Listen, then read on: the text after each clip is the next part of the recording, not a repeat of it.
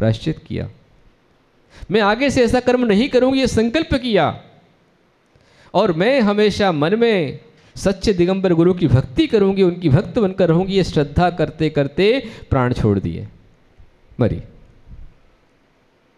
मरने के पश्चात फिर ब्राह्मण पुत्री बनी। ब्राह्मण पुत्री की पर्याय में फिर वही कर्मोदय में आए। गर्भ में आते ही पिता की मृत्यु हो गई और जन्म लेते ही मां की मृत्यु हो गई। अब दुर्गंध नहीं आ रही थी क्योंकि धर्म धारण कर लिया था।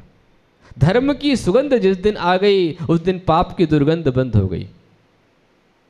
जब तक उसके मन, उसके वचन, उसकी काय कुविचारों से कुत्सित हो रहे थे तब तक उसके शरीर से भी दुर्गंध आ रही थी। ध्यान रखना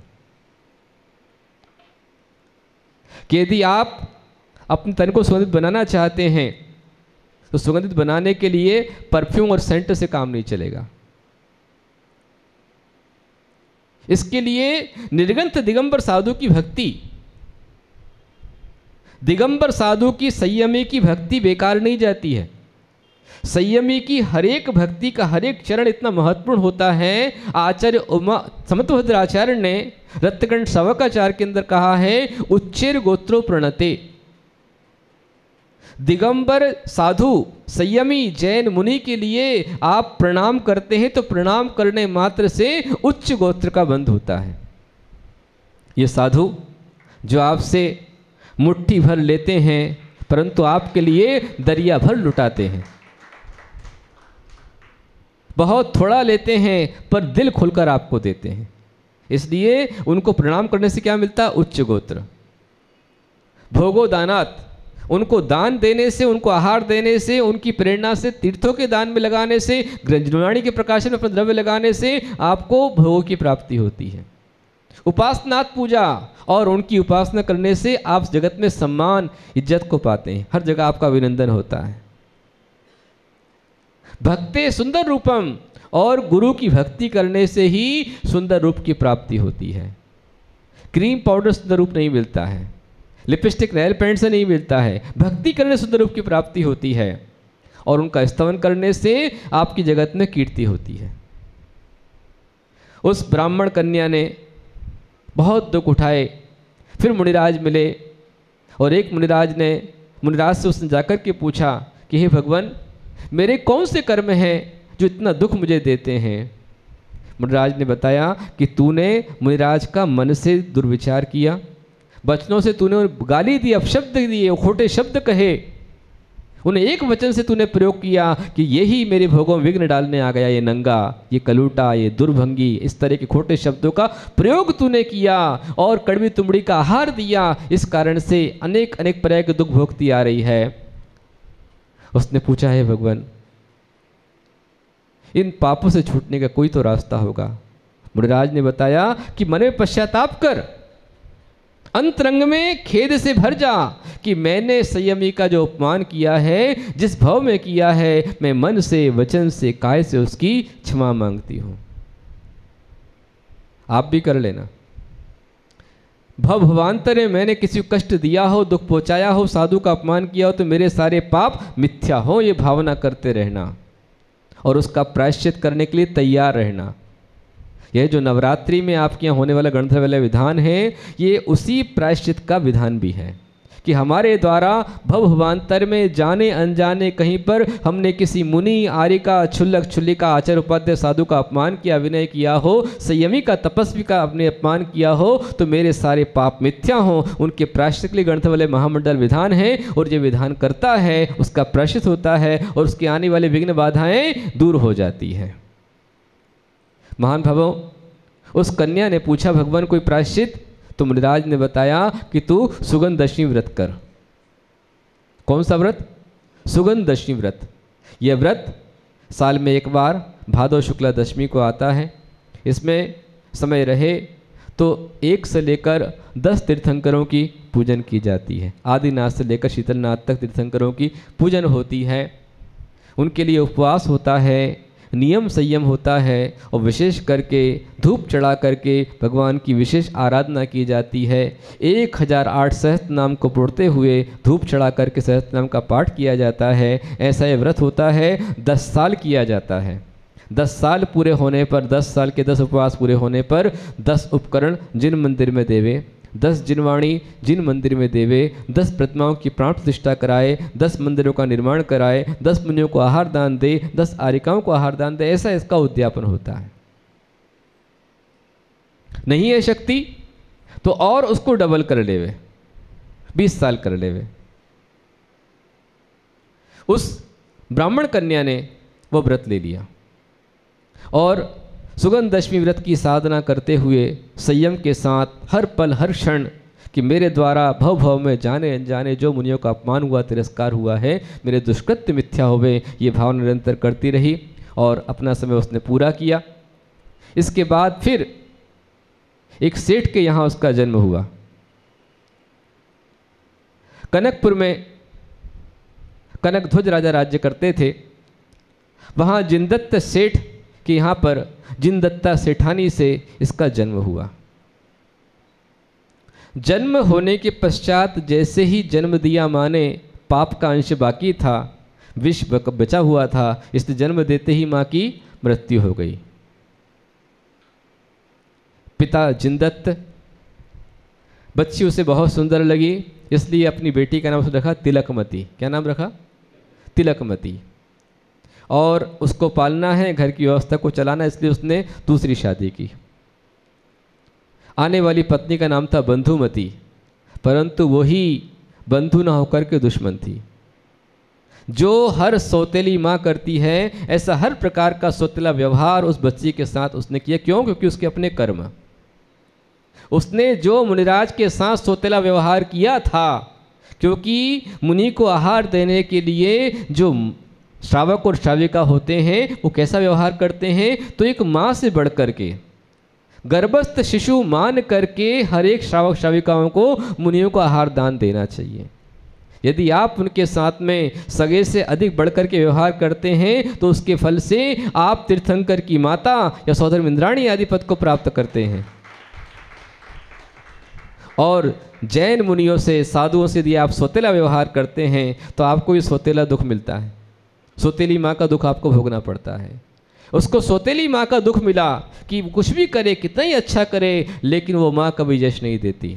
उसकी एक बेटी और थी तेजोमती, वो हमेशा तेजोमती को आगे प्रोवाइड करती, उसको आगे बढ़ाती और इसको अवॉइड करती, इसको नीचे धकेल देती। और एक समय राजा कनकध्वज ने सेठ से कहा कि आप विदेश जाइए और अपने देश के लिए उत्तम से उत्तम रत्न लेकर के आइए।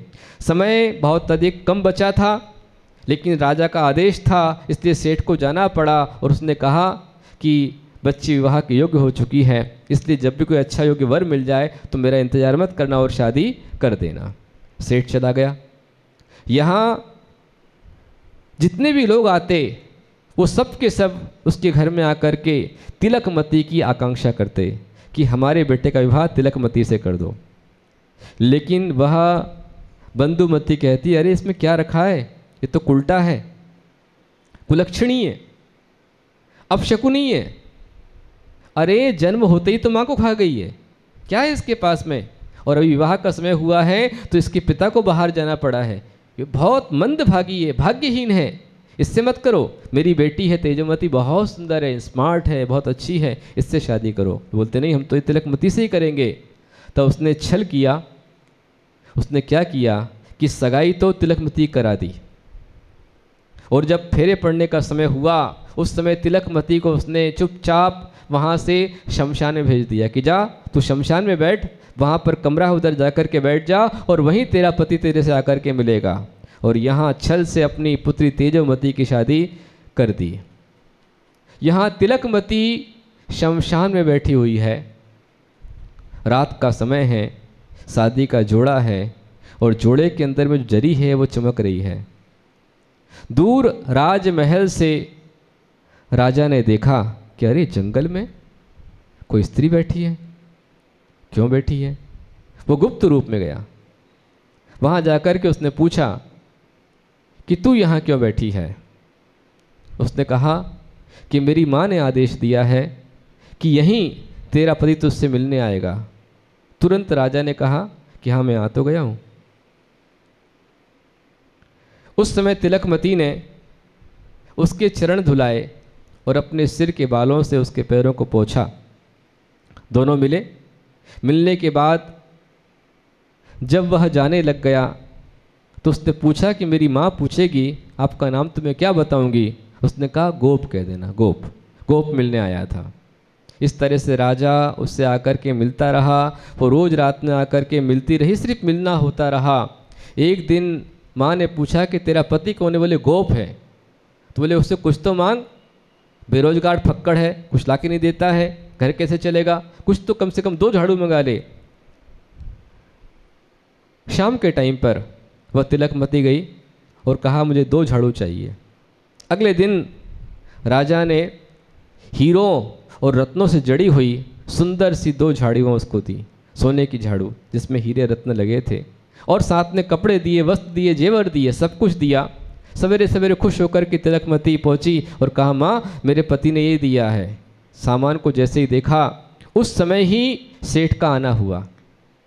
तो सेठ को देख कर के उसने त्रिया चरित्र शुरू कर दिया, रोने लग गई। अरे मैं तो कहीं की नहीं रही, इसने कैसे कर लिया, भाग के चली गई और एक चोर से साथ में शादी कर ली। देखो ये चोरी का सामान है, राजा की मोहर लगी है, और यदि राजा को पता चल गया तो हम सब बंधन में आ जाएंगे। सेठ भी घबराया और सेठ ने वो सारा सोने की झाड़ू सामान सब कुछ लिया, राज दरबार में गया।